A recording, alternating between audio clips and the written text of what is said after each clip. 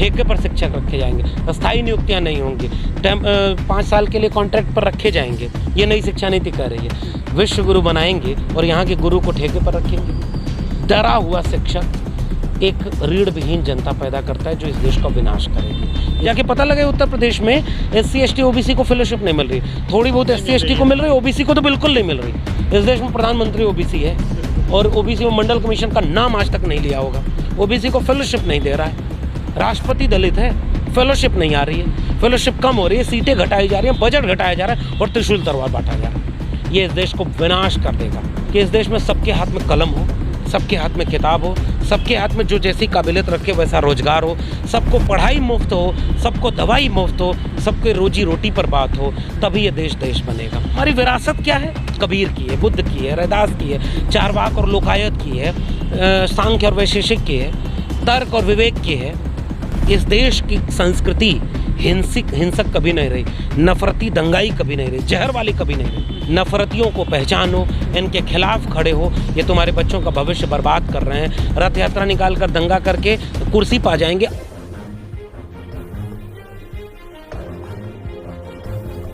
नमस्कार दोस्तों, national India news देख रहे हैं आप और मैं सुशील कुमार। नई शिक्षा नीति को लेकर के लगातार आवाज़ें उठ रही हैं, उसके विरोध में मेरे साथ में प्रोफेसर लक्ष्मण यादव जी हैं, जिनको आजकल बहुत ज़्यादा सोशल मीडिया पर सुना जा रहा है। उनसे हम समझेंगे आसान भाषा में। सर, आपको लोग गांव में दूर दराज में समझ रहे हैं और गांव के लोग मुझे लगता है नहीं समझ पा रहे हैं ये नई शिक्षा नीति जो है वो किस तरह से ख़तरनाक है, इसका विरोध क्यों कर रहे हैं आप लोग। तो थोड़ा सिंपल तरीके से बताइए कि जो खेल खेला जाता है भाषा का, तर्क का, जैसे आर्थिक सर्वे आएगा तो उसकी भाषा ऐसी होगी किसी को समझ में ही नहीं आएगी। वैसे ही सरकारी दस्तावेज कई बार ऐसे बनाए जाते हैं कि इसको लोग समझ ही ना पाएँ, इसको लोग बोल ही ना पाएँ, पढ़ ही ना पाएँ। ये खेल नई शिक्षा नीति के साथ भी हुआ है। ऐसी भाषा है, लच्छेदार भाषा है। जब लच्छेदार भाषा को पढ़ेंगे तो लगेगा कि अरे बड़ी अच्छी, बड़ी खूबसूरत शिक्षा नीति बनाएगी, बोर्ड एग्ज़ाम का दबाव कम कर रही, ग्रेडिंग सिस्टम लाएगी, जब मन करे आओ जब मन करे जाओ का सिस्टम दे रही है, भारतीय भाषाओं के अनुकूल है, ड्रॉप आउट रेशियो को कम करने की बात करें, कितनी तो प्यारी है, बहुत अच्छी भाषा शिक्षा नीति है। जैसे ही एक पर्दा उठाएंगे तो पता चलेगा कि हाथी के दांत दिखाने कुछ और खाने के कुछ और। शिक्षा तो बिक रही है, सेल्फ फाइनेंस कोर्स आ रहे हैं। मतलब पहले 1 रुपये में फीस में शिक्षा मिलती थी। अच्छा, और आसान कर दें, इतना डीप में न जाएं। शिक्षा का मतलब लोकतांत्रिक देश में ये था कि राज्य की जिम्मेदारी, कि लोकतांत्रिक देश में जनता ने अगर कोई सरकार चुनी है तो जनता कुछ ऐसी चीज़ें होती हैं जिसको खुद अपनी जिम्मेदारी मानती है कि हाँ ये जनता मेरी है, तो मैं राज्य अगर चुना हूँ, मैं निजाम चुना गया हूँ, तो मेरी जिम्मेदारी है कि किसी की जेब में पैसा है या नहीं है, किसी का घर है कि नहीं है, किसी की जाति बड़ी है या छोटी है, सो कॉल्ड, किसी का भाषा समझ में आती है नहीं, कोई गांव में है कोई शहर में। इससे कम से कम ये तय न हो कि उसे रोटी मिलेगी या नहीं, उसे दवाई मिलेगी या नहीं, उसे पढ़ाई मिलेगी या नहीं। ये राज्य की जिम्मेदारी है। लोकतांत्रिक देश में राज्य का मतलब ये था। नई शिक्षा नीति आसान भाषा में कहूँ तो यही जिम्मेदारी को वापस ले रही है। हमारे यहाँ समाजवादी आंदोलनों का नारा था, रोटी कपड़ा सस्ती हो और दवा पढ़ाई मुफ्ती हो। डॉक्टर अंबेडकर, डॉक्टर राम मनोहर लोहिया, समाजवादी आंदोलन, अंबेडकरवादी आंदोलन, सामाजिक न्याय की लड़ाई, पूरी की पूरी लड़ाई शिक्षा की लड़ाई है। और इस शिक्षा की लड़ाई का मतलब ये था, सबको शिक्षा सबको काम, वरना होगी नींद हराम। शिक्षा पर जो खर्चा हो बजट का 10वां हिस्सा हो, यानी पूरा देश जिससे चलता है उसका 10वां हिस्सा तो कम से कम शिक्षा पर खर्च हो। शिक्षा पर खर्च हो मतलब राज्य सरकार पैसा लगाए, राष्ट्र के लोग, केंद्र और राज्य पैसा लगाएं, गरीब का पैसा न लगे। यानी अगर मेरी जेब में 1 भी रुपया नहीं है तब भी मेरे बच्चे को अच्छी शिक्षा मिले, उसे शिक्षा दूर न जाना पड़े। राज्य इसको ख़त्म कर चुका है। अब आपकी ये नई शिक्षा नीति कर रही है कि अगर आपके जेब में पैसा है तो आप पढ़ेंगे। प्राइवेटाइज कर रही है। छोटे छोटे स्कूल बंद होंगे, बड़े स्कूल खुलेंगे। छोटे छोटे डिग्री कॉलेज बंद होंगे, बड़े डिग्री कॉलेज खुलेंगे। मतलब जिनमें कम बच्चे होंगे, ये सब होगा। कोर्सेज ऐसे लाए जाएंगे जो बिकने वाले हों, जो बाजार में बिक सकें। मैं हिंदी क्यों पढ़ाऊँगा फिर? हिंदी तो बाजार में बिकेगी नहीं। मैं कोई भी साहित्य, संस्कृति, कलाओं के विषयों को, मानविकी के विषयों को कोई क्यों पढ़ेगा जिनकी बाजार में कीमत कम होगी? बाजार हावी हो गया। पहले इस देश में शिक्षा मनुस्मृति पर चलती थी। कौन शिक्षा नहीं पाए ये पहले से धर्म की किताबों में लिख दिया, अरे इनको पढ़ने मत देना, जिन्हों गुलाम बनाए रखना। संविधान लागू हुआ तो हट गई मनुस्मृति, लेकिन फिर भी जहन से नहीं हटी। 2020 में मैंने जब ITI लगाई तो पता चला 90% प्रोफेसर तो अपर कास्ट है। हमने इंक्लूसिव यूनिवर्सिटीज़ स्कूल कॉलेज नहीं बनाए। लड़ाइयाँ लड़ी गई, मंडल आंदोलन हुआ, समाजवादी आंदोलन हुआ, सामाजिक न्याय के आंदोलन हुए, तो शिक्षा थोड़ी बहुत मिलने लगी। और जब शिक्षा थोड़ी बहुत मिलने लगी तो शिक्षा बेच दो, पूंजीवाद आ गया। तो मनुवाद के साथ पूंजीवाद, पितृसत्ता के साथ पूंजीवाद, गांव के सामने शहर खड़ा होकर आ गया। कंबाइंड एंट्रेंस टेस्ट होगा, कंबाइंड सब कुछ होगा, तो जिसके जेब में पैसा होगा वही कोचिंग सेंटर में जाएगा जो कंबाइंड एंट्रेंस को क्वालिफाई करेगा।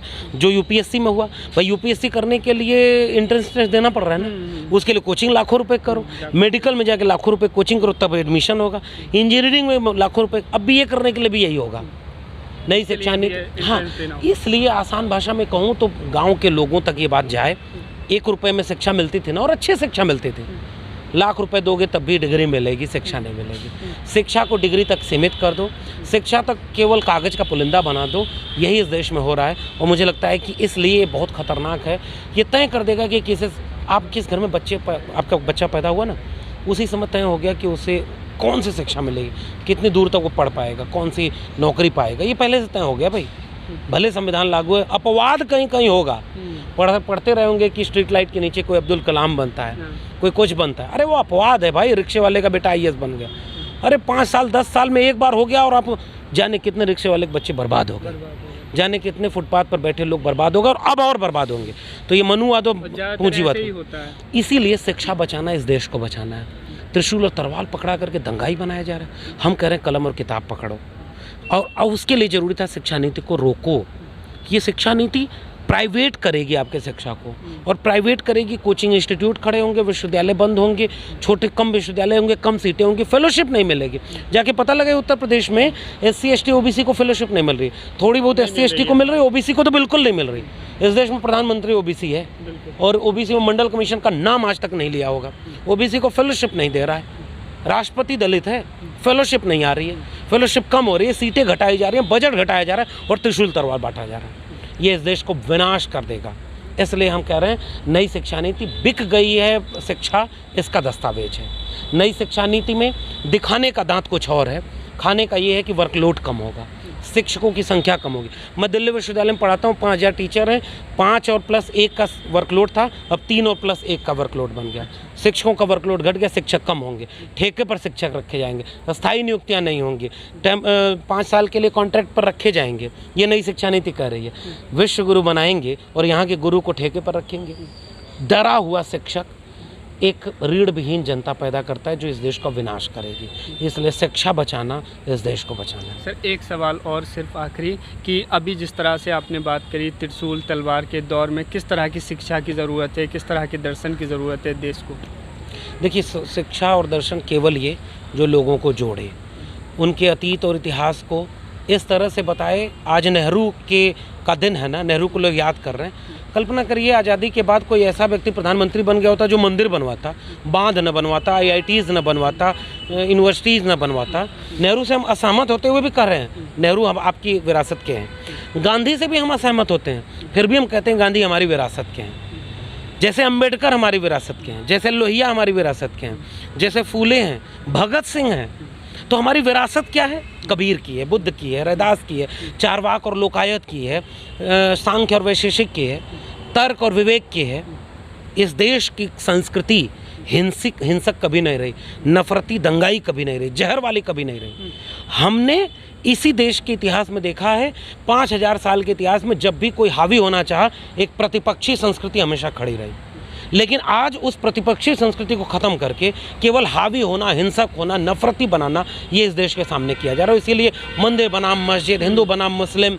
अरे भाई, मैं बार बार कह रहा हूँ कि इस देश में सबके हाथ में कलम हो, सबके हाथ में किताब हो, सबके हाथ में जो जैसी काबिलियत रखे वैसा रोजगार हो, सबको पढ़ाई मुफ्त हो, सबको दवाई मुफ्त हो, सबके रोजी रोटी पर बात हो, तभी ये देश देश बनेगा। मेरा पैगाम केवल ये है, नफरतियों को पहचानो, इनके खिलाफ खड़े हो। ये तुम्हारे बच्चों का भविष्य बर्बाद कर रहे हैं। रथ यात्रा निकाल कर दंगा करके कुर्सी पा जाएंगे, अरबों रुपए लूट लेंगे इस देश का, खुद लूटेंगे, अपने दोस्त को लूट के बेचेंगे देश को। अंत में हासिल कुछ नहीं होगा। शिक्षा बचाओ, रोजगार बचाओ, समाजवादी, लोकतांत्रिक, अम्बेडकरवादी, पंथ निरपेक्ष इस देश का कॉन्स्टिट्यूशन है उसको बचाओ। ये देश बचेगा, तुम्हारे बच्चों का भविष्य बचेगा। शुक्रिया। शुक्रिया सर।